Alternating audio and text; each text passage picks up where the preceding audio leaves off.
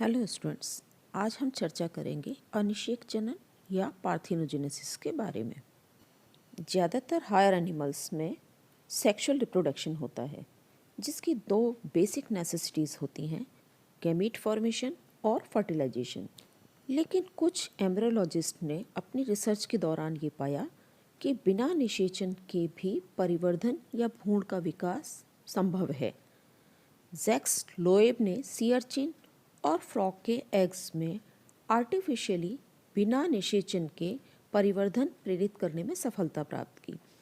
इनके अनुसार कुछ विशेष जातियों में और विशेष परिस्थितियों में अंडे स्पर्म की सहायता के बिना यानी बिना निषेचित हुए भी डेवलप हो जाते हैं यानी विकसित हो जाते हैं।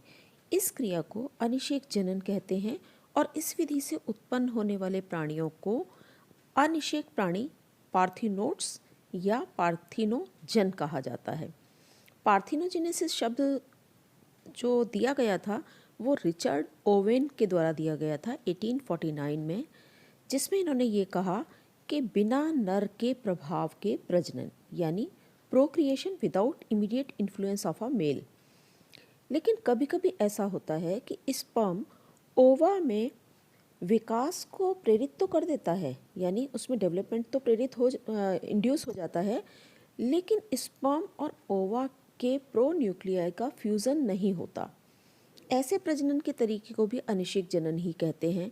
इसलिए बीटी ने 1967 में पार्थिनोजेनेसिस की एक नई डेफिनेशन दी कि अनिषेक जनन प्रजनन की वह क्रिया है जिसमें ओवम बिना मेल गैमीट से आनुवंशिक योगदान ग्रहण किए ही भ्रूण में विकसित हो जाता है, अर्थात the production of an embryo from a female gamete without any genetic contribution of a male gamete. यद्यपि पार्थिनोजेनेसिस एनिमल्स में कम ही पाया जाता है, लेकिन फिर भी ये इंसेक्ट्स के कुछ गणों में या कुछ ऑर्डर्स में नियमित प्रजनन का तरीका है। इंसेक्ट्स के अलावा ये रोटिफेरा में, निमरटाइन्स में, क्रस्टेशियंस में, अरेक्निड्स में और कुछ कॉर्डेट एनिमल्स में भी पाया जाता है, जैसे फिशेस में कैरिशिस ओरेटस में, एक लेसर्टा सेक्सिकोला नाम की छिपकली में जिसमें केवल फीमेल पाई जाती हैं, मेल नहीं पाए जाते। इसके अलावा गहरी कार्निश प्रजाति के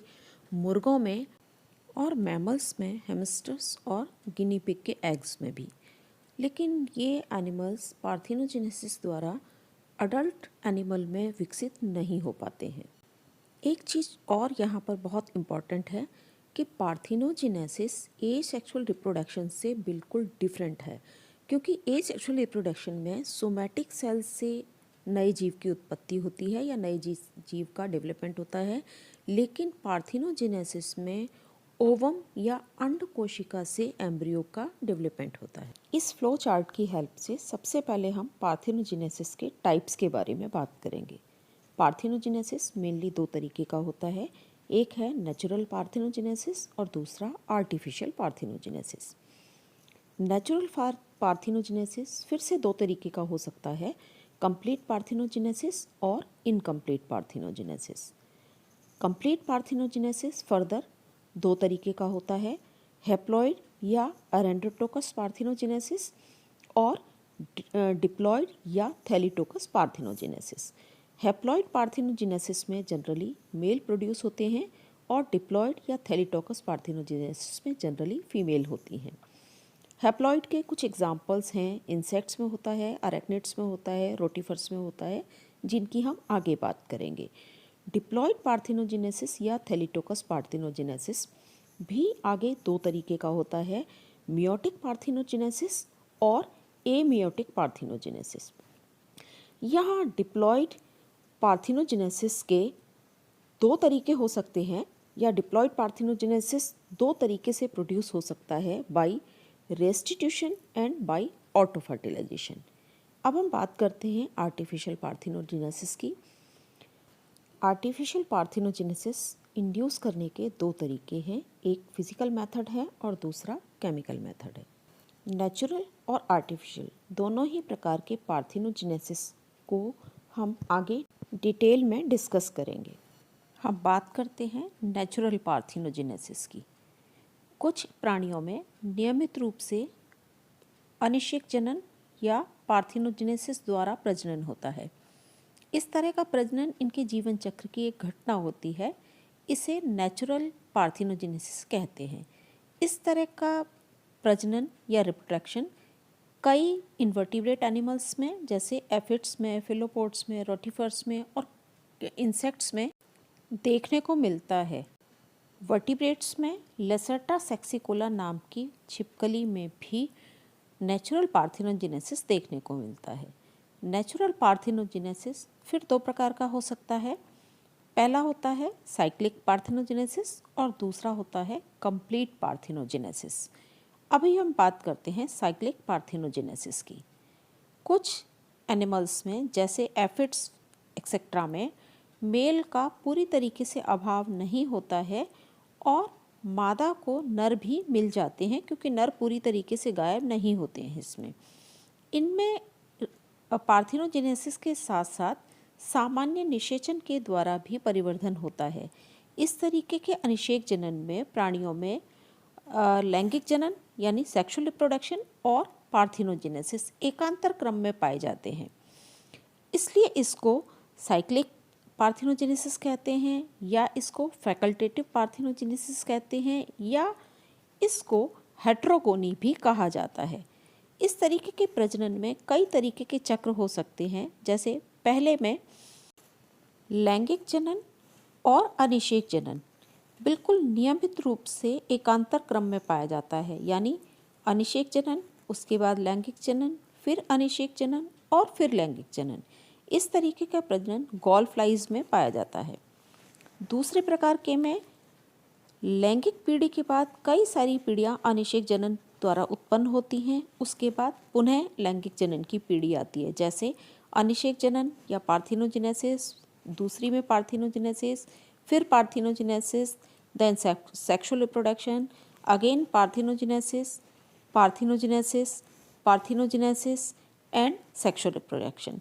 इस तरीके का रिप्रोडक्शन एफिड्स में, डेफनिया में, रोटिफर्स में इनमें पाया जाता है।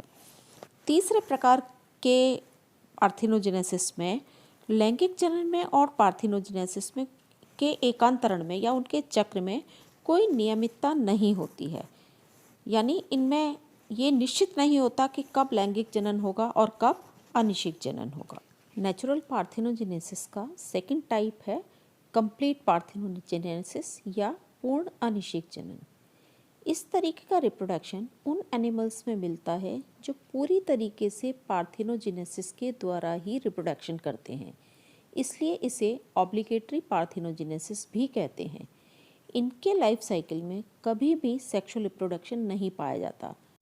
जिन एनिमल्स में केवल अनिषेक जनन के द्वारा ही रिप्रोडक्शन होता है, यानी पार्थिनोजेनेसिस के द्वारा ही वो रिप्रोड्यूस कर रहे हैं, उनमें केवल फीमेल एनिमल्स पाए जाते हैं।